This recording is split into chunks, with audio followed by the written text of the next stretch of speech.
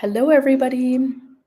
Welcome back to another weekly live here on Nutrition Coaching and Live.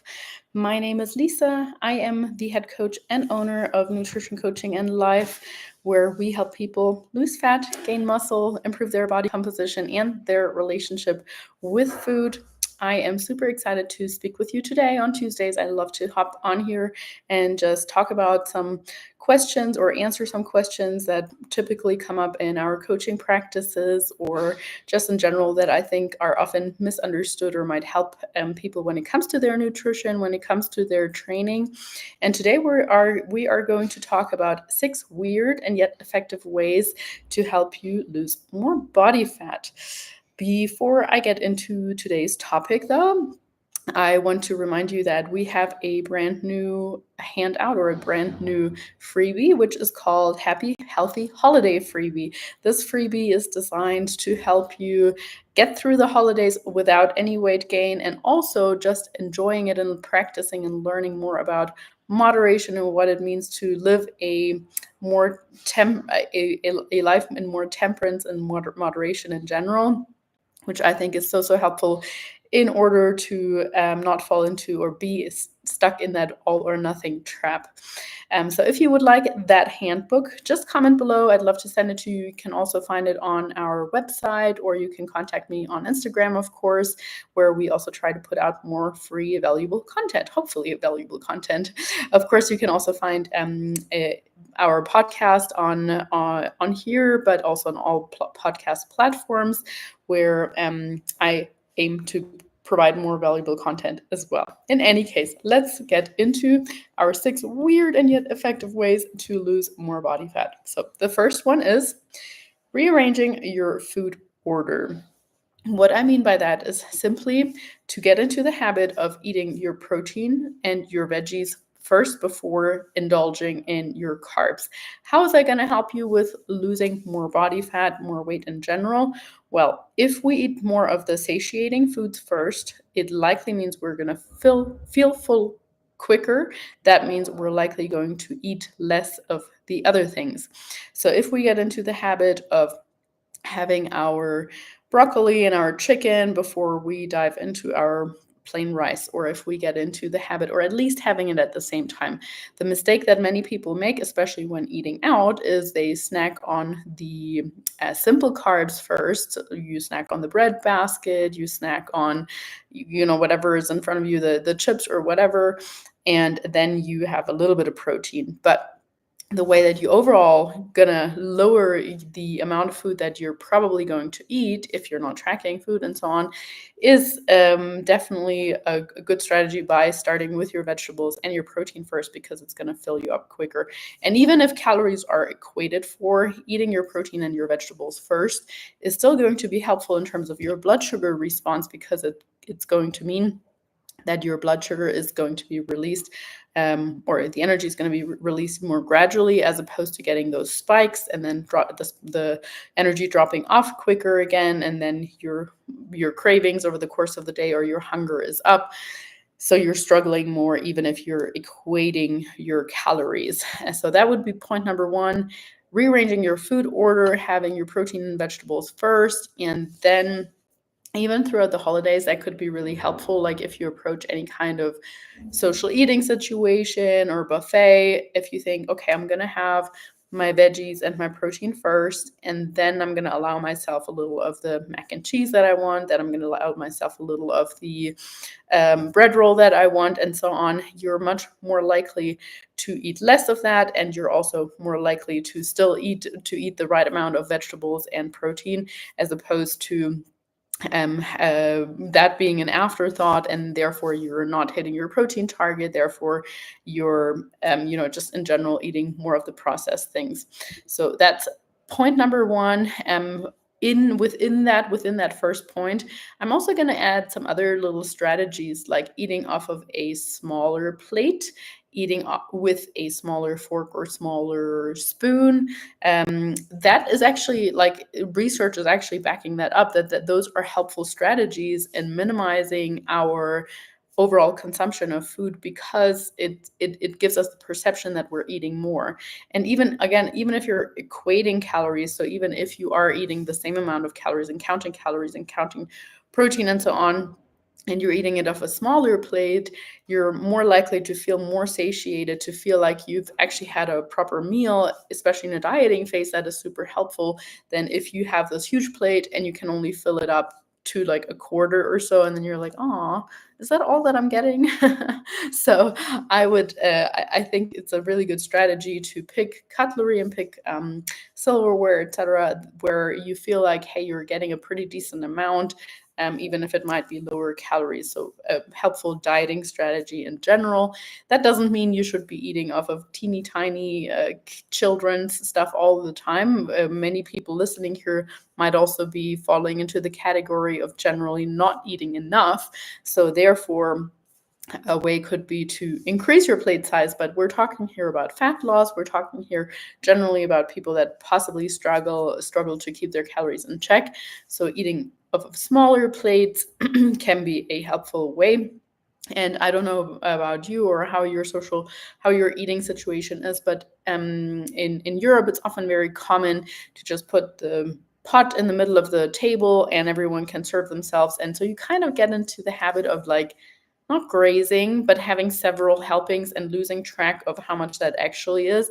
For those kind of people, I would actually recommend, hey, load your plate up once, and that is your serving.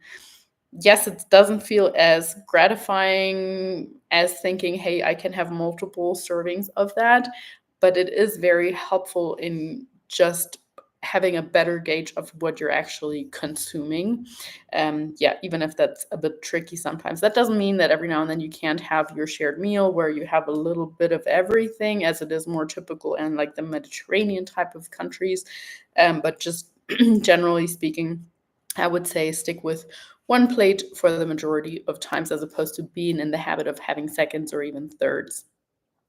And the last point of point number one, so under point almost, I would say, is to a strategy could be to put your fork down between bites. This is actually really helpful. Just in general with social eating situations where, right, we want to slow down the eating overall. We want to be more mindful. We want to be more present with the people around us. How can I do that? I don't know if you've ever paid attention to your eating habits, but it's very common to load up your plate, and even while you're chewing, you're already loading up the next plate and thinking about the next bite, as opposed to actually enjoying what you have in your mouth in that moment. So I highly encourage you to just pay attention to that for a little while and be like, okay, while I'm chewing something, I'm not already loading up my next plate. I'm actually going to put my fork down, my spoon down, whatever, between my bites. That is going to slow down the overall time of eating, because we know that if we are in a social situation, or just in general, the time we spend eating actually plays a really big role. So let's just say you're gathered with your family and it's going to take half an hour. You're probably going to keep eating past the point of what you need or what you actually want, if you're just sitting there and it's just in the middle of the table, just because you're still sitting there, right? Like, the one of the goals should be to extend the time it takes you to eat your certain plate. So one way could be to have more bites, to chew more. One way could be to just take a break every few minutes to ask a question, to tell a story. And another way can be to put your fork down between bites. So that would be the third recommendation under point number one. Now, that goes directly into my point number two, which is actually eating more mindfully without any distractions. That is super, super challenging for a lot of families, for a lot of people. We are so in the habit of, okay, multitasking. While I'm eating my breakfast, I'm going to answer these emails. While I'm eating my lunch, I'm going to catch up on my social media and scroll. While I'm eating my dinner, I'm going to watch the news. And it takes some decent practice, and you don't have to cut it out completely from zero to nothing. But if you think about during which meal do I tend to consume the most, and during which meal could I potentially eat with less distractions so that I get satiated quicker, so that I get full quicker, so that I don't eat so much, and so that I'm simply enjoying the food that I have a lot more. And you will be surprised what you actually notice when you start doing that.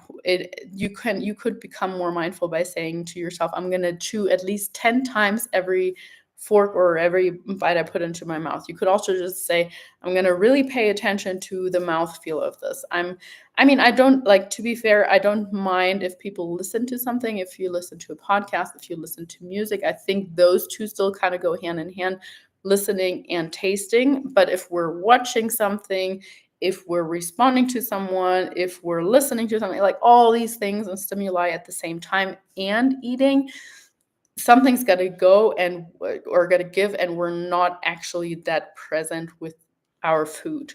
So encouragement to just eat more slowly, to eat with less distractions, and especially during the day, that is where we tend to skimp on the mindfulness the most, where we're like, I'm going to eat at my desk, or I'm going to eat in the car.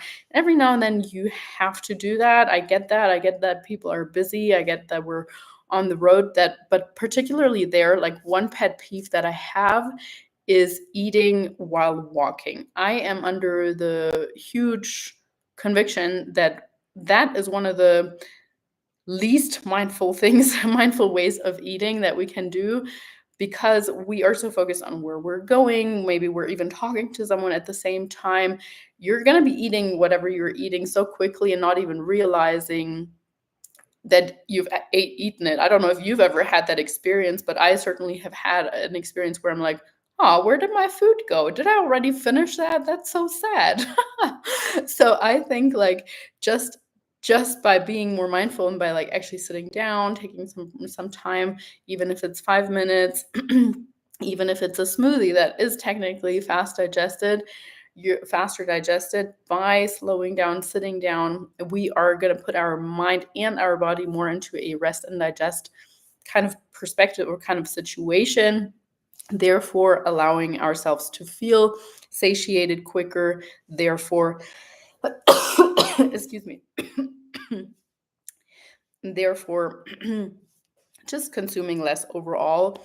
And of course, how we do anything is how we do everything. So if you practice mindful eating in your day-to-day eating, this is going to transfer over into your holiday eating, into your special occasion eating, into any kind of situation eating, really, and how you do other things in life, of course, as well. Point number 3 is a little bit controversial, and that is not watering down your meals. So many times we have hydration with our food, and of course, having hydration with food is better than not hydrating at all. But truly, we don't want to be drinking too many liquids with our food. It kind of diminishes the absorption, and also it just actually, like, strangely, you would think that it would fill your stomach up quicker, and that would mean that you don't eat as much. But the opposite is true. If you are watering, you take a bite and then you drink something, you take a bite and then you drink something, you're kind of diluting it, and you're actually able to eat more. So my tip would be to have a glass of water like 30 minutes before you have a meal. Just often also because we confuse hunger with thirst or thirst with hunger. So by doing that, you're kind of making sure that you're actually ready to eat, right? So you have something 30 minutes beforehand, maybe as you start prepping your food, and then maybe wait at least 30 minutes after your meal before you have your next beverage, just so that your body is able to absorb the nutrients better, and that you're actually really listening to your satiation as opposed to watering the food down and therefore consuming more that way. Now, on to point number 4 out of my 6 weird yet effective ways to lose more body fat is to get a standing desk. I'm a huge fan of standing desks. I have spoken about walking and postprandial walks in particular several times here. Excuse me. I got a scratchy throat a couple of days ago, and it's just not going away. Yesterday, I was on 2 podcast interviews. I had a call I had 2 different calls that were like an hour, and after 4 hours, my voice just gave out, but I'm confident that I can hold on to this for a little bit longer, hopefully through all my 6 steps. In any case, step number 4 here in my 6 weird ways to lose more body fat is getting the standing desk. As I was saying, I've spoken about postprandial meals before, but a standing desk is just, another form to spend less time sitting. And as they say, sitting is the new smoking, and I truly, truly believe that there is some truth to that. The evidence definitely points in that direction, that the more time we spend on our feet, it doesn't have to be, or it shouldn't even be, intensive movement or anything like that, but simply aiding our body in digesting, in blood sugar regulation, in alertness that way is going to be super helpful. And if you're new to incorporating a standing desk, so I started using a standing desk, I think in 2021, beginning 2021. And it's a life changer. Honestly, I know that it takes some getting used to, because we feel like we can only type when we're sitting, or we feel like we're getting exhausted too quickly. I mean, it doesn't have to be all or nothing. You could do hey, I'm going to stand for an hour and then I'm going to sit for an hour, or I'm always going to sit when I'm typing something, but I'm always going to stand if I have a meeting or I'm recording something or whatever it might be. Truly, truly encourage you to do that. And if you think, hey, standing desks are quite expensive, they're really not. You can get a desk topper like I'm using for travel and so on for like $30, and it's super sturdy.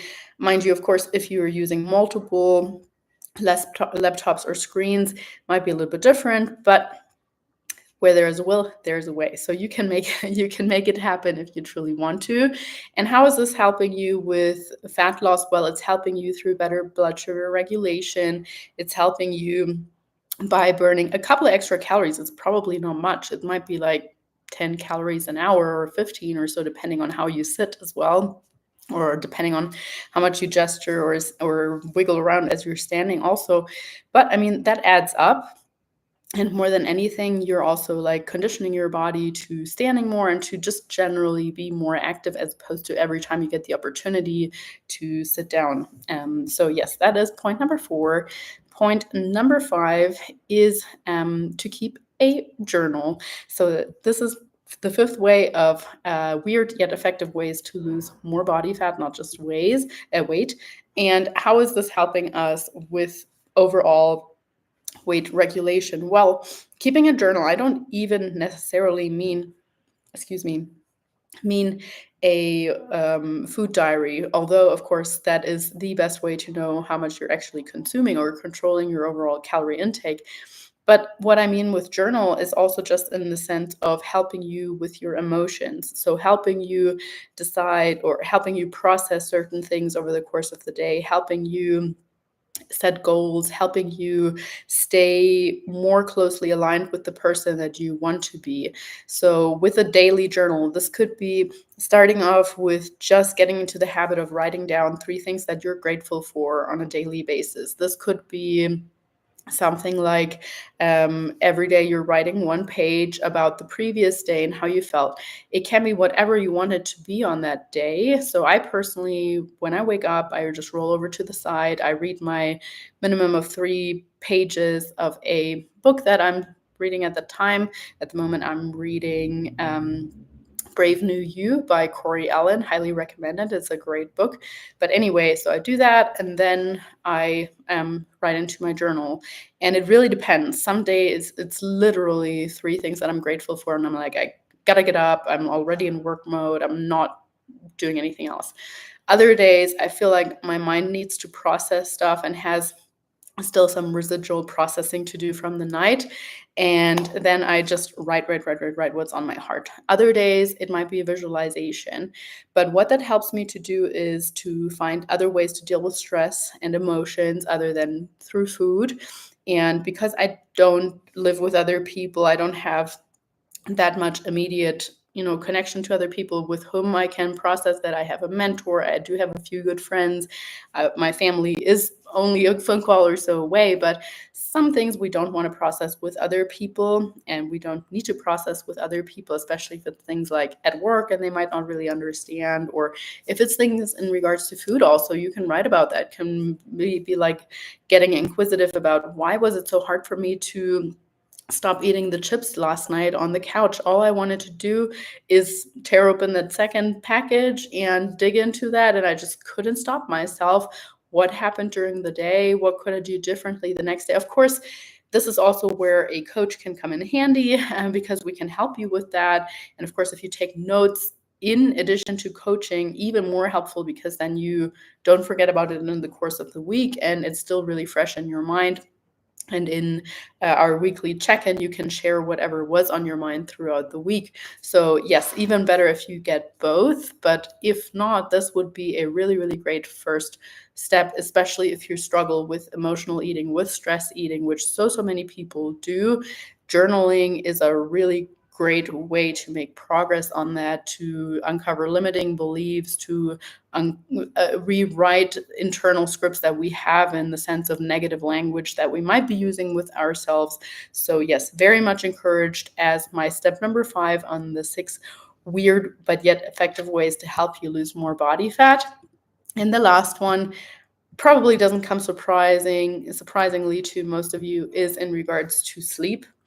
I have spoken numerous times about the benefits of sleep on here in terms of hormonal health. So it's going to help you optimize growth hormone. It's going to, which of course helps you with performance in the gym, which also of course affects all the other hormones. For example, your testosterone, your estrogen, your progesterone. Sleep is also going to optimize your thyroid hormones.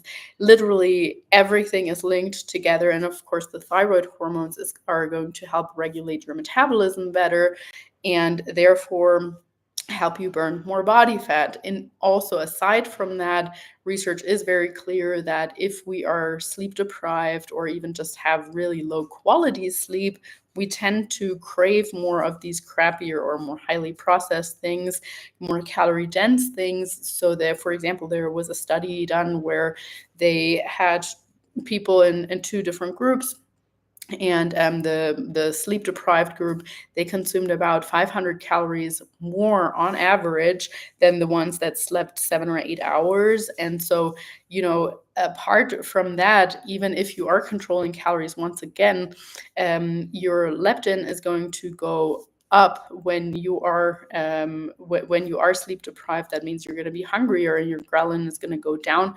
That means you're not going to feel satiated when you are sleep deprived. So you're equating calories, perhaps you're accounting for calories, but it's going to feel so much harder dieting with sleep deprivation. And of course, on top of that, you might lose more muscle mass. So sleep, super important.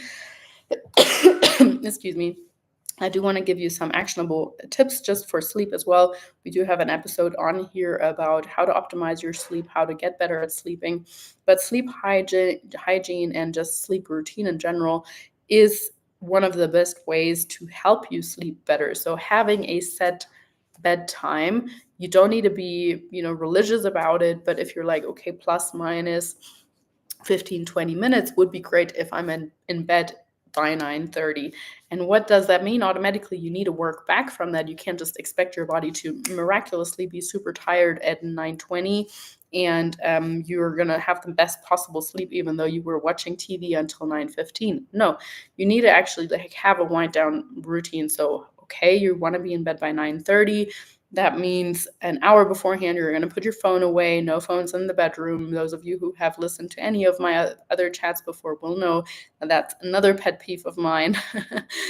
Phones in the bedroom and eating while walking, really 2 things. If I could eliminate that from the world, I think there would be a lot more going on in terms of fat loss, in terms of just in general healthy habits. But anyways, so no phone in the bedroom. And then from there also, right, what are we doing? Are we watching something that's like really gonna get you ramped up, or are you watching something calming? Maybe you're even doing a small evening meditation. Maybe you've got the light dimmed.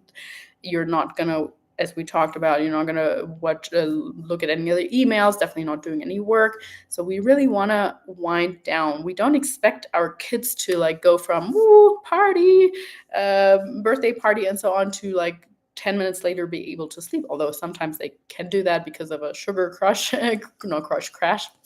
But no, we know that they need some winding down time also. We know that they like having something read to them, that they should brush their teeth, that they should go through their routine, because kids thrive on routine. Well, not just kids, it's actually all of us humans. We all thrive on routines, well, dogs as well, many animals as well, but we thrive on routine. And therefore, if you can teach your body that, hey, every time I put my phone away, I'm dimming the lights, I'm changing into my PJs or so, this is the time where you should be winding down and where we're initiating the sleep protocol. So just in the sense of sleep depth or sleep quality, of course, things like supplements, like what you ate beforehand, when you consumed caffeine the last time, and so on, all play a role as well. But again, I just want to refer you to the previous episode that we've done on sleep, optimizing your sleep, where Coach Laura and I just spoke about that in detail. But yeah, so these were my 6 weird yet effective ways to lose more body fat. I'm just going to recap them quickly. The first one was to pay attention to your food order. So eating your protein and your vegetables first in order to feel more satiated and eat less overall. But even if calories are equated for, you're going to optimize your blood sugar regulation, probably your digestion as well if you do that.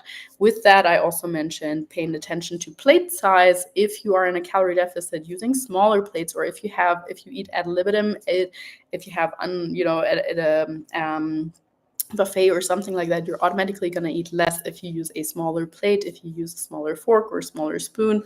That can be helpful.